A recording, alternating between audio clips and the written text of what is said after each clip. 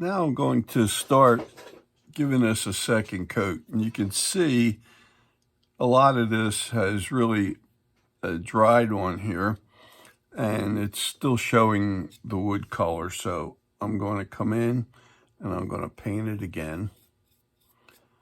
And I'm going to get it fairly white this time, where it's really starting to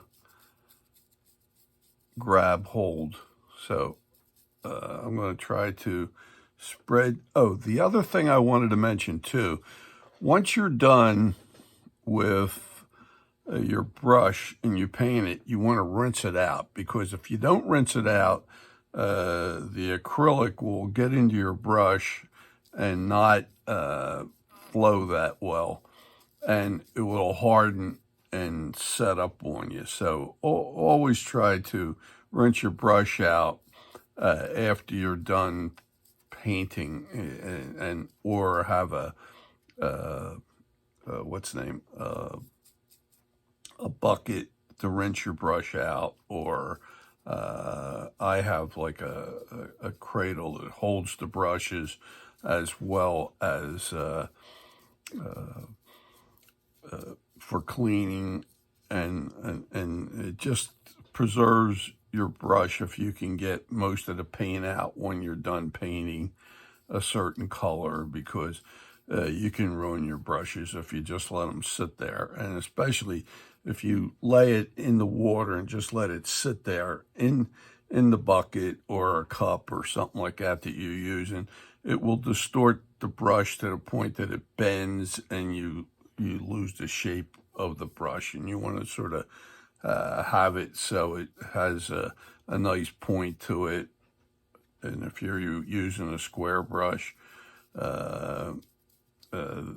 you would knock the shape out of it, and you don't want to do that. So you try to preserve the brushes, and even when you're done painting, it's good to excuse me, it's good to rinse your brushes with some soapy water, and try to get most of the acrylic out of the brush, and especially if you got real good brushes.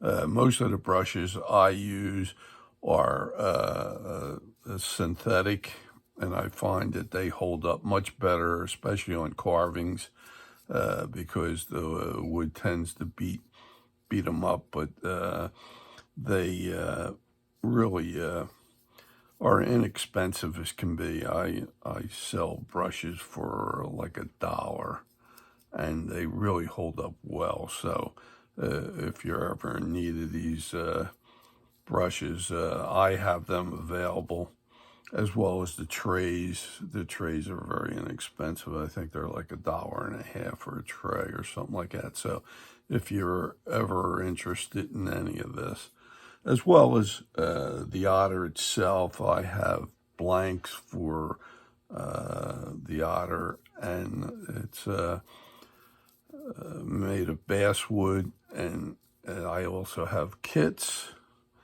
So if you don't have the capability of cutting out your own blanks from what I showed you on previous videos and stuff like that, I make up a kit where I have the pattern, the eyes, and the blank, and you have everything you need to get started, except the paint, of course, and that you could purchase on your own. You can get a lot of acrylic paints in sets, and most of the sets have the colors I've been talking to you about. The black could be any variety of a black, because of we're not specifying any one type of black. There are several blacks out there. There's like warm blacks and cooler blacks. One will lean towards the brown side, some will lean towards the blue side, and some are even lighter than that. So you learn as you go, and you may find that some colors will be more suitable for you. So you experiment as you go along. When I'm painting sometime, I'm looking for a certain look, so I may experiment with other colors as I go. And painting is an art form into itself besides the carving, and they try to get them realistic looking is what my ultimate goal is, but it's challenging for my students that I've had. Painting, is a learning process, so it doesn't happen overnight, but it gets there. I not only do carvings, but I do flat art work, and I've worked in several different mediums as well as acrylics. I dabble a lot in with watercolors, and that's a challenging medium as well. So all mediums, they're kind of fun to work with. I've done with pastels, I've done pen and inks. A lot of times when I do carvings, I've made a lot of drawings before I even get started, and then I try to paint them as a flat art type. I'm going to do something I told you. You do finger painting after a while. I'm going to just grab the essential feet here so I can get the back end. Then I'll come back and retouch these up again. And just what I try to avoid doesn't always occur. So I'm going to come in here and handle this with my hands, which will get some paint on it, but I'll live with it. So I'm getting almost the whole thing covered here, and if this dries nice,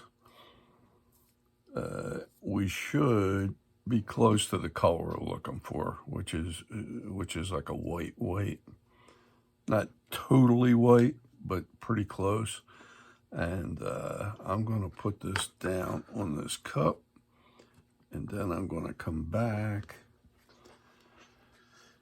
get a little paint, and touch up where I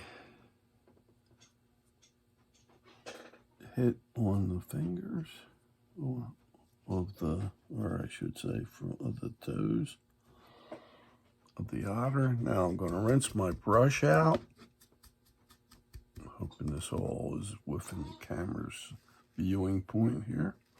And I clean the brush off so I can get most of the paint out. Now, what I'm going to do is show you that I'm going to move the paint out of the way, and I'm going to put the hairdryer on, and I'm going to just go over the whole thing and let this, I'm going to try to dry it. So,